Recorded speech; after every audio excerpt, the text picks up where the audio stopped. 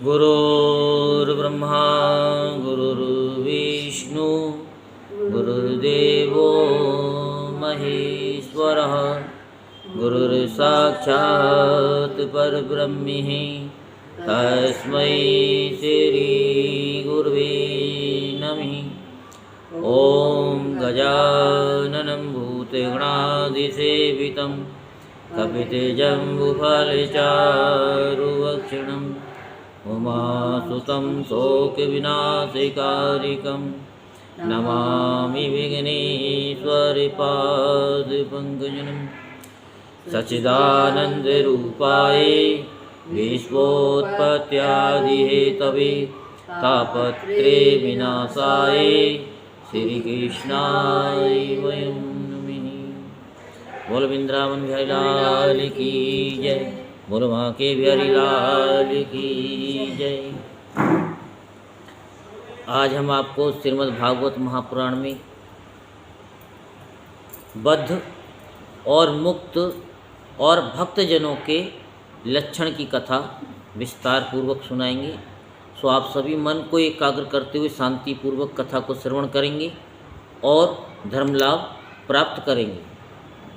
जो हम कथा सुनाते हैं तत्वज्ञानी लोग तत्व ज्ञान की तरफ लेकर के जाएंगे, और बाकी तो जो है संसार के लोग हैं वो अपने संसार के कष्टों को दूर करने के लिए उन कष्टों का निवारण इसमें खोज लेंगे।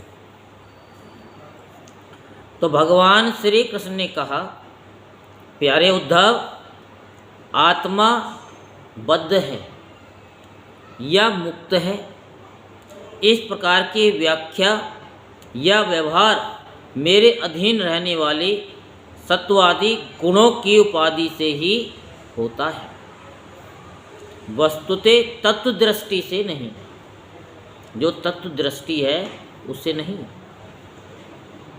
सभी गुण माया मूलक है, इंद्रजाल है, जादू के खेल के समान है।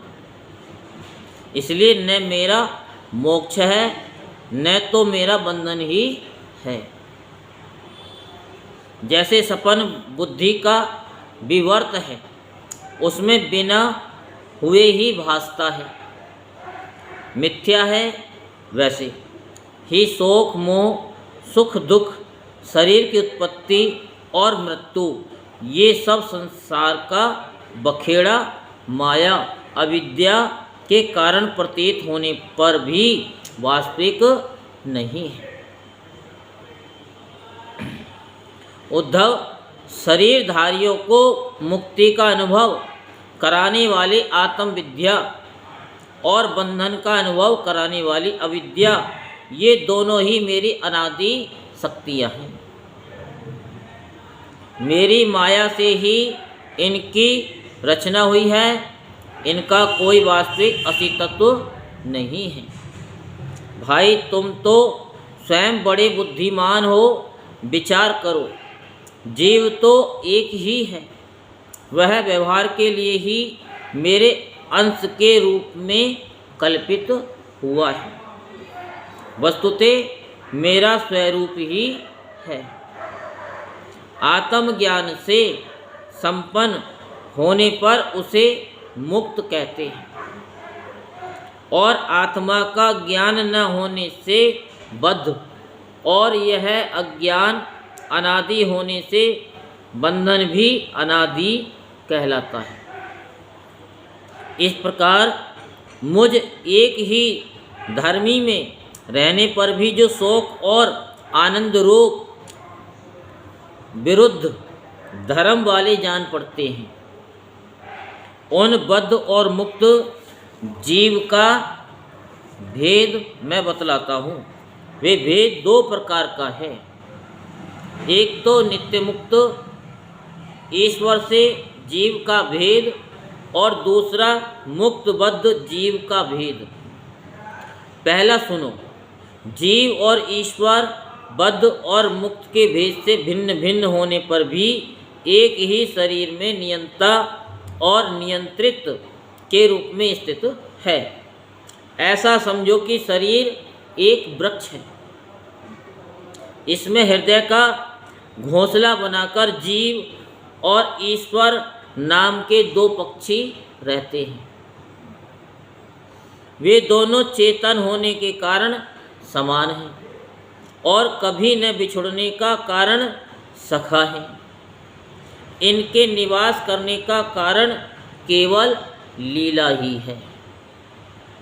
इतनी समानता होने पर भी जीव तो शरीर रूप वृक्ष के फल सुख दुख आदि भोगता है, परंतु ईश्वर उन्हें न भोगकर कर्म फल सुख दुख आदि से असंग और उनका साक्षी मात्र रहता है। यानी अभोक्ता होने पर भी ईश्वर की ये विलक्षणता है कि वह ज्ञान ऐश्वर्य आनंद सामर्थ्य आदि में भोक्ता जीव से बढ़कर है। साथ ही एक ये भी विलक्षणता है कि अभोक्ता ईश्वर तो अपने वास्तविक स्वरूप और इसके अतिरिक्त जगत को भी जानता है, परंतु भोक्ता जीव न अपने वास्तविक रूप को जानता है और न अपने को या अपने से अतिरिक्त को। इन दोनों में जीव तो अविद्या से युक्त होने के कारण नित्यबद्ध है और ईश्वर विद्या स्वरूप होने के कारण नित्य मुक्त है।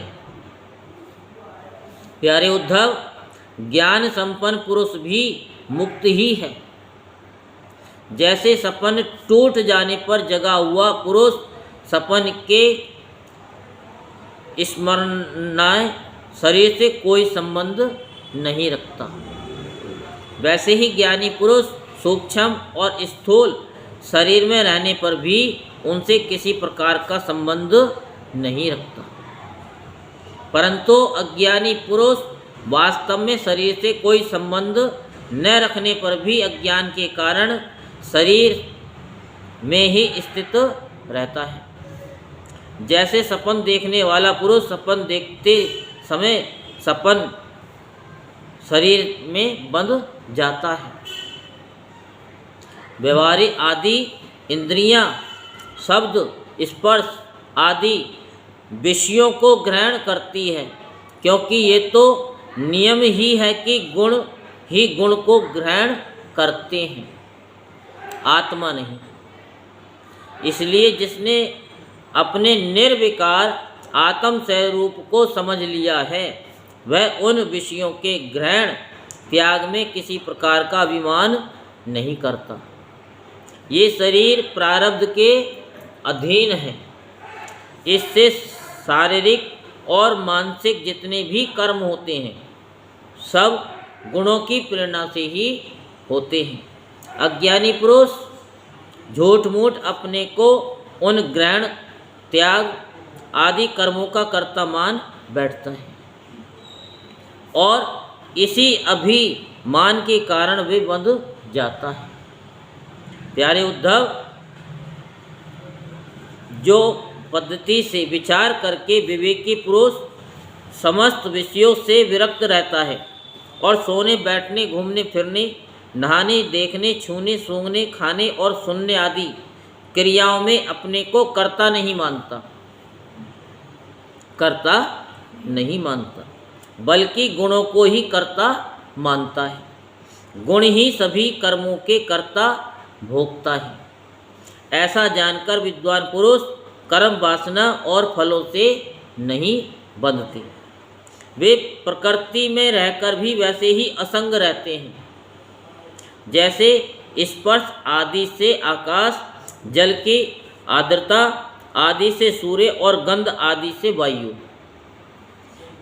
उनकी विमल बुद्धि की तलवार असंग भावना की शान से और भी तीखी हो जाती है और वे उससे अपने सारे संशय संदेहों को काट कूट कर फेंक देते हैं।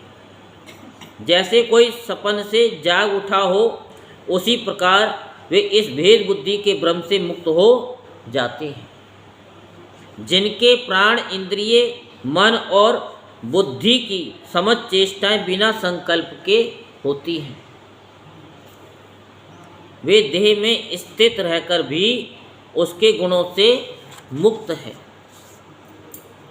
उन तत्वज्ञ मुक्त पुरुषों के शरीर को चाहे हिंसक लोग पीड़ा पहुंचाए और चाहे कभी कोई देव योग से पूजा करने लगे, वे न तो किसी के सताने से दुखी होते हैं और न पूजा करने से सुखी। जो समदर्शी महात्मा गुण और दोष की भेद दृष्टि से ऊपर उठ गए हैं, वे न तो अच्छे काम करने वाले की स्तुति करते हैं और न बुरे काम करने वाले की निंदा, न वे किसी की अच्छी बातें सुनकर उसकी सराहना करते हैं और न बुरी बात सुनकर किसी को झिड़कते ही हैं। जीवन मुक्त पुरुष न तो कुछ भला या बुरा काम करते हैं, न कुछ भला या बुरा कहते हैं और न सोचते ही हैं।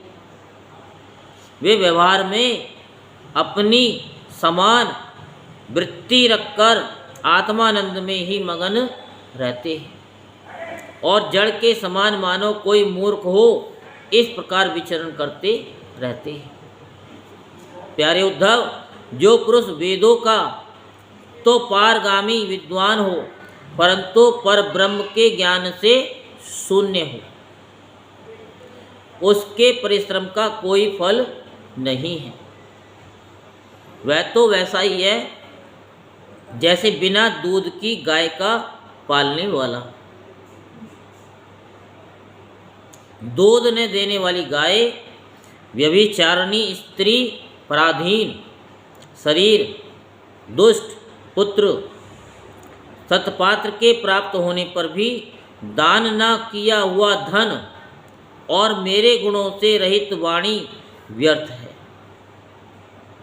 इन वस्तुओं की रखवाली करने वाला दुख पर दुख ही भोगता रहता है। इसलिए उद्धव, जिस वाणी में जगत की उत्पत्ति, स्थिति और प्रलय रूप मेरी लोक पावन लीला का वर्णन न हो और लीला अवतारों में भी मेरे लोकप्रिय राम कृष्ण आदि अवतारों का जिसमें यशोगान न हो, वह वाणी बंध्या है। बंध्या तो समझते हो ना? हाँ, जैसे बैल को पढ़ देते हैं। हाँ। बुद्धिमान पुरुष को चाहिए कि ऐसी वाणी का उच्चारण एवं श्रवण न करें। प्रिय उद्धव, जैसा कि हमने अभी तक बताया है कि आत्म जिज्ञासा और विचार के द्वारा आत्मा में जो अनेकता का भ्रम है उसे दूर कर दे और मुझ सर्वव्यापी परमात्मा में अपना निर्मल मन लगा दे तथा संसार के व्यवहारों से उपराम हो जाए। यदि तुम अपना मन पर ब्रह्म में स्थिर न कर सको तो सारे कर्म निरपेक्ष होकर मेरे लिए ही करो। किसके लिए? मेरे लिए ही करो। ये आपको हम बता चुके हैं कैसे करना है, बता रखा है ना। बस जो भी आप कार्य कर रहे हो वो परमात्मा के लिए। ये मत सोचो कि मुझे ठंड लग रही है, मेरे परमात्मा को ठंड लग रही है, मैं इसको शोर उड़ा रही हूँ। ये अपना शरीर न समझ के, ये परमात्मा का शरीर समझ करके खाना पीना, सोना, उठना, बैठना, रोना, गाना, हंसना, ये सब परमात्मा तेरे लिए, ये तेरा ही है। तू ही गा रहा है, मैं नहीं गा रहा। कथा मैं नहीं सुन रहा, परमात्मा सुन रहे हैं। मैं कथा कह नहीं रहा, परमात्मा कहला रहे हैं। अभी परमात्मा इस शरीर से फूंक निकाल ले अपनी, तो ये जिभ्या चलेगी क्या? तो कहने वाला भी वही है, सुनने वाला भी वही है। तो हम अहंकार क्यों करें कि हम कह रहे हैं, हम सुन रहे हैं। मेरी कथाएं समस्त लोगों को पवित्र करने वाली एवं कल्याण स्वरूपिणी है। श्रद्धा के साथ उन्हें सुनना चाहिए। बार बार मेरे अवतार और लीलाओं का गान, स्मरण और अभिनय करना चाहिए। मेरे आश्रित रहकर मेरे ही लिए धर्म, काम और अर्थ का सेवन करना चाहिए। किसके लिए? धर्म का भी, काम का भी और अर्थ का भी। अर्थ तो मनी, क्योंकि धर्म के कार्य भी करते रहना चाहिए। धर्म के कार्य में कैसे, कुछ पता है आपको? धर्म का कारण तो ये है मुझे, जो ये सेवा जो होती है, पूजा पाठ की, यही तो होता है। खाली पूजा पाठ से ही वही धर्म है? नहीं, वो दान पुण्य जो ये है, दान पुण्य है। किसी का ब्याह करवा देना, उसमें आपका योगदान होना। वो एक सेवा है। भाई आपको पता है कि भाई ये इसका बच्चा है, इसके लिए लड़की बताएं या लड़की को लड़का बताएं, उनका अच्छे उसमें वो कराए, वो भी धर्म है। जी, खाली ये नहीं पूजा पाठ कर रहे हो तो वही धर्म है। इन हाथों से अच्छे अच्छे कर्म हो, वो धर्म है। जी, इन हाथों से सबका अच्छा हो, हमारी सोच से भी अच्छा ही हो। इस सोच से किसी का बुरा ना सोचे। तभी तो कहते हैं मनसा वाचा कर्मणा, तीनों प्रकार से हमारा धर्म होना चाहिए। तो प्रिय उद्धव, जो ऐसा करता है उसे मुझ अविनाशी पुरुष के प्रति अनन्य प्रेम में भक्ति प्राप्त हो जाती है। भक्ति की प्राप्ति सत्संग से होती है। जो आपको ये सत्संग मिल रहा है ना, इससे जिसे भक्ति प्राप्त हो जाती है वह मेरी उपासना करता है, मेरे सानिध्य का अनुभव करता है।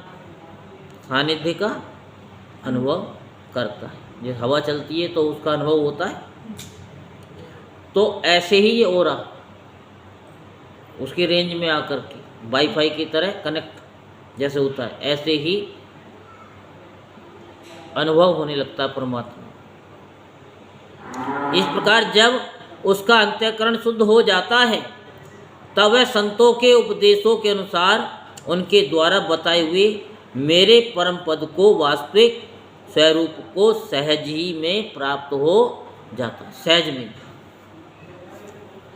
उद्धव जी ने पूछा, भगवान बड़े बड़े संत आपकी कीर्ति का गान करते हैं। कौन? संत लोग। संत लोग। आपने देखा संत लोग क्या करते हैं? भंडारा करवाते हैं, माताओं को सेवा करते हैं, माताओं को बुला बुला करके, है कितनी शादियां भी करवाते हैं। नहीं करवाते क्या? यही हम बताएं। तो ये क्या है कि ये जब हम ये धर्म के काम करते हैं तो वो हमारी भक्ति हो जाती है। खाली ये नहीं कि पूजा पाठ कर लिया वही भक्ति है, क्योंकि प्रत्येक प्राणी के शरीर में परमात्मा है, यही बताया जा रहा है। उसे परमात्मा समझ करके अपने जीवन में एक संकल्प लो कि हाँ जी हमें इतनों की शादी करानी है, हमें इतनों का वो करवाना है। एक अपना कि हाँ परमात्मा हमें इतनी शक्ति दो कि हमारे द्वारा अच्छा जोड़ा बन जाए, हमारे द्वारा किसी का पेट पल जाए, किसी को भूखे को खिला सकें, ऐसी हमें शक्ति दो। किसी का हम दुख बांट सकें, ऐसी हमें शक्ति दो। इस शरीर से किसी को हम अपशब्द ना कहें, इस शरीर से किसी को कष्ट ना हो, इस तरीके की ये भी भक्ति है। क्या ये भक्ति है। गलत तो नहीं कह रहे? नहीं, तो खाली पूजा पाठ ही नहीं कि पूजा पाठ करेंगे तो वही है, नहीं। संसार में आए हैं तो संसार के लोगों में ही उसे परमात्मा को देखो। तो उद्धव जी ने पूछा कि भगवान बड़े बड़े संत आपकी कीर्ति का गान करते हैं, आप कृपया बतलाइए कि आपके विचार से संत पुरुष का क्या लक्षण है।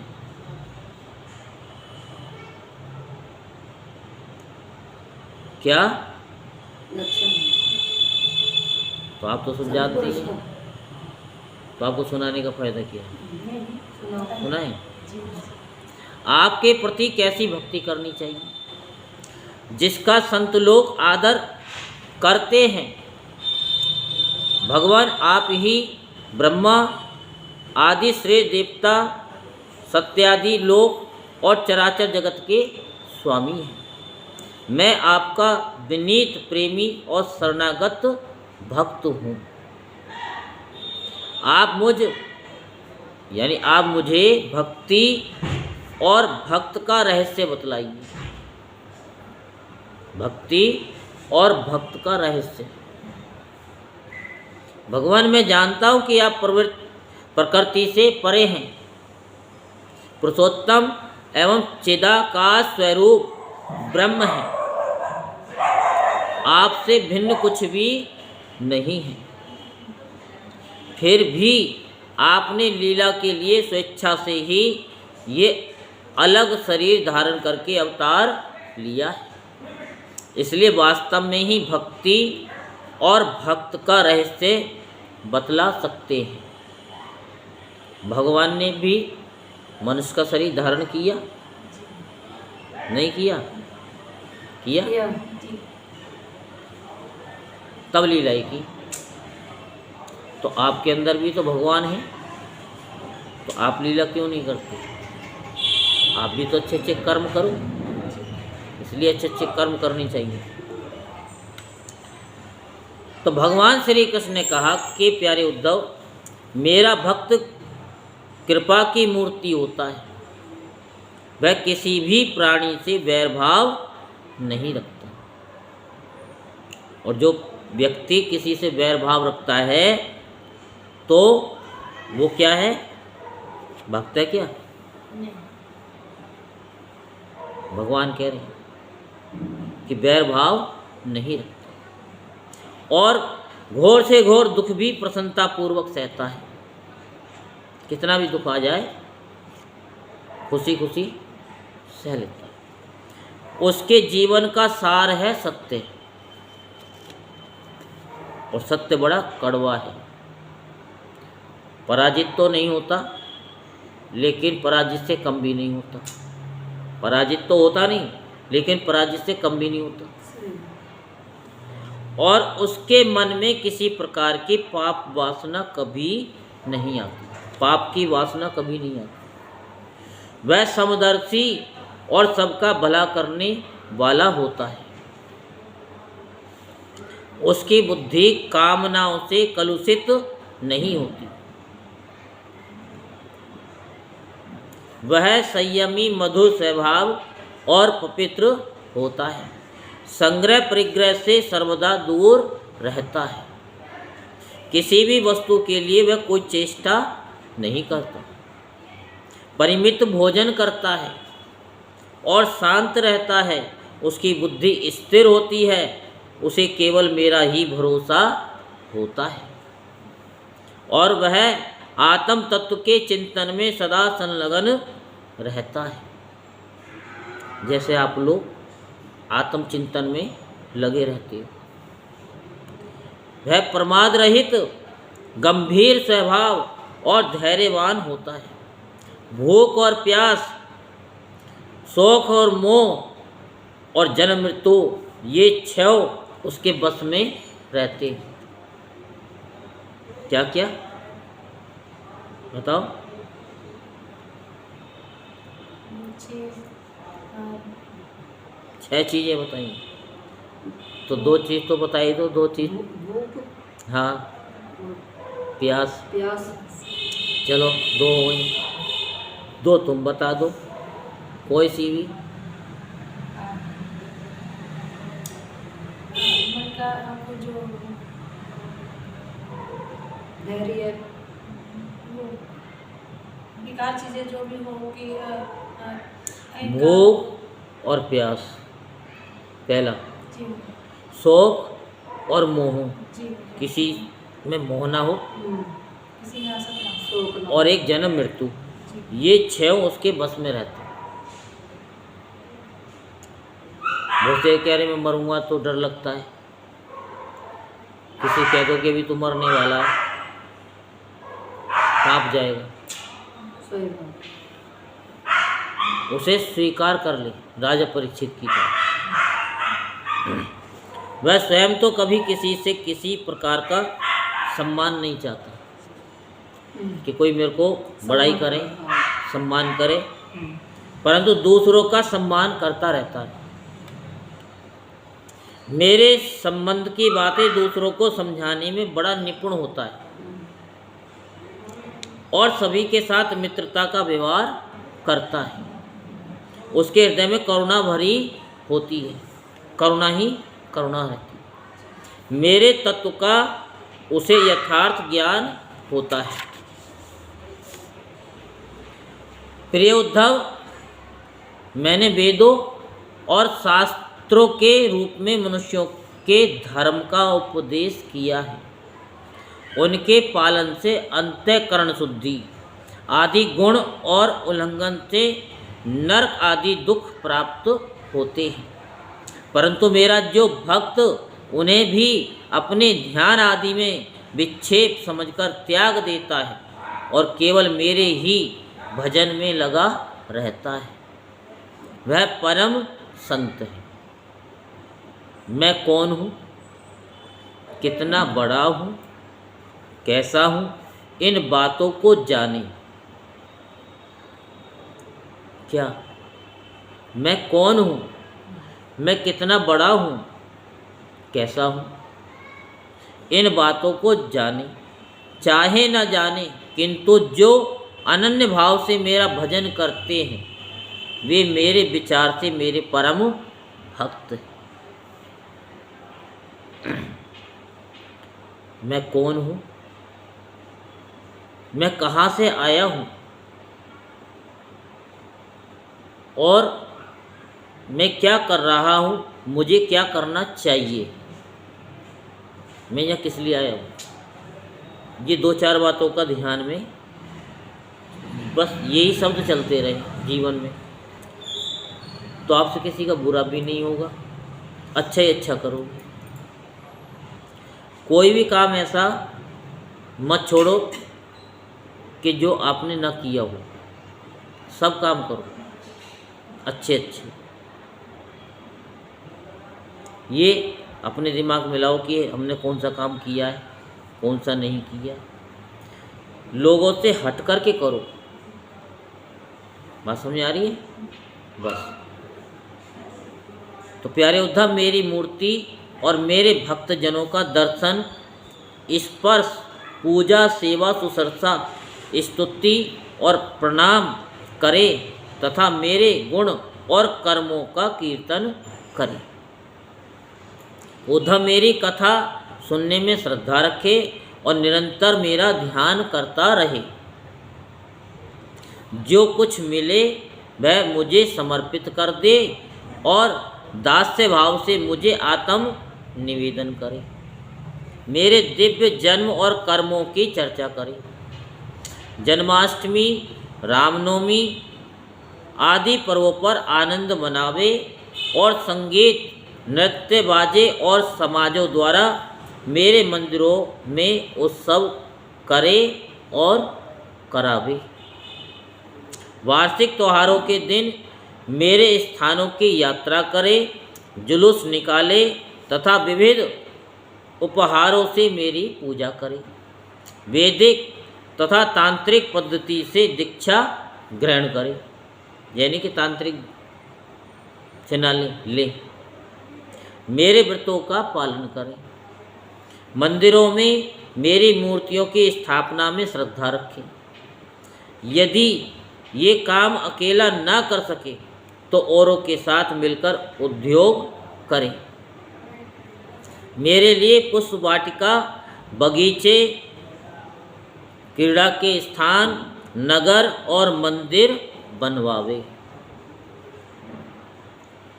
वृक्ष तो आप लोगों ने लगाई दिए होंगे, उन्हें सींच भी रहे होंगे, 2-3 साल पहले बताया था। हाँ, अच्छी बात है। सेवक की भांति श्रद्धा भक्ति के साथ निष्कपट भाव से मेरे मंदिरों की सेवा शुश्रूषा करें। झाड़ें, बुहारें, लीपें, पोते, छिड़काव करें और तरह तरह के चौक पूरे। आ गया? इनसे क्या है? हमारी भक्ति दृढ़ होती है। अभिमान न करें, दम्भ न करें, साथ ही अपने शुभ कर्मों का ढिंढोरा भी न पीटें। जैसे नारद जी ने पीट दिया था मना करने के बाद, पता है? बस। प्रिय उद्धव, मेरे चढ़ावे की अपने काम में लगाने की बात तो दूर रही, मुझे समर्पित दीपक के प्रकाश से भी अपना काम न लें। कितनी गहरी बात होती है। किसी दूसरे देवता की चढ़ाई हुई वस्तु मुझे न चढ़ाओ। संसार में जो वस्तु अपने को सबसे प्रिय, सबसे अभिष्ट जान पड़े, वह मुझे समर्पित कर दे। ऐसा करने से वह वस्तु अनंत फल देने वाली हो जाती है। भद्र, सूर्य, अग्नि, ब्राह्मण, गौ, वैष्णव, आकाश, वायु, जल, पृथ्वी, आत्मा और समस्त प्राणी, ये सब मेरी पूजा के स्थान हैं। प्यारे उद्धव, ऋग्वेद, यजुर्वेद और सामवेद के मंत्रों द्वारा सूर्य में मेरी पूजा करनी चाहिए। हवन के द्वारा अग्नि में, आतिथ्य द्वारा श्रेष्ठ ब्राह्मणों में और हरी हरी घास आदि के द्वारा गौ में मेरी पूजा करें।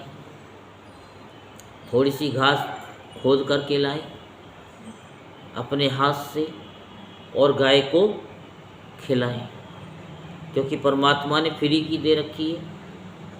खुरपी से नहीं तो हाथ से उखाड़ उखाड़ करके थोड़ी सी खिलाओ। भाई बंदूक के समान सत्कार के द्वारा विष्णु में निरंतर ध्यान में लगे रहने से, हृदयाकाश में मुख्य प्राण समझने से वायु में और जल पुष्प आदि सामग्री द्वारा जल में मेरी आराधना की जाती है। गुप्त मंत्रों द्वारा न्यास करके मिट्टी की वेदी में, उपयुक्त भोगों द्वारा आत्मा में और समदृष्टि द्वारा संपूर्ण प्राणियों में मेरी आराधना करनी चाहिए, क्योंकि मैं सभी में क्षेत्रज्ञ आत्मा के रूप से स्थित हूँ। इन सभी स्थानों में शंख, चक्र, गदा, पद्म धारण किए 4 भुजाओं वाली शांत मूर्ति श्री भगवान विराजमान है। ऐसा ध्यान करते हुए एकाग्रता के साथ मेरी पूजा करनी चाहिए।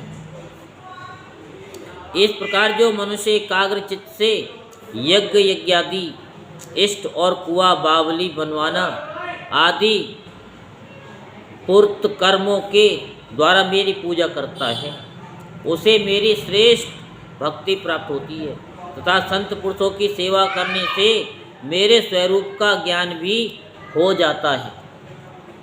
प्यारे उद्धव, मेरा ऐसा निश्चय है कि सत्संग और भक्ति योग इन 2 साधनों का एक साथ ही अनुष्ठान करते रहना चाहिए। प्राय इन दोनों के अतिरिक्त संसार सागर से पार होने का कोई उपाय नहीं है, क्योंकि संत पुरुष मुझे अपना आश्रय मानते हैं और मैं सदा सर्वदा उनके पास बना रहता हूँ। प्यारे उद्धव, अब मैं तुम्हें एक अत्यंत गोपनीय परम रहस्य की बात बतलाऊंगा, क्योंकि तुम मेरे प्रिय सेवक, हितैषी, सुहृद और प्रेमी सखा हो, साथ ही सुनने के भी इच्छुक हो। इससे आगे की कथा हम कल आपको सुनाएंगे। सत्संग की महिमा और कर्म तथा कर्म त्याग की विधि विस्तार पूर्वक सुनाएंगे। बोल वृंदावन बिहारी लाल की जय। बोल बांके बिहारी लाल की जय।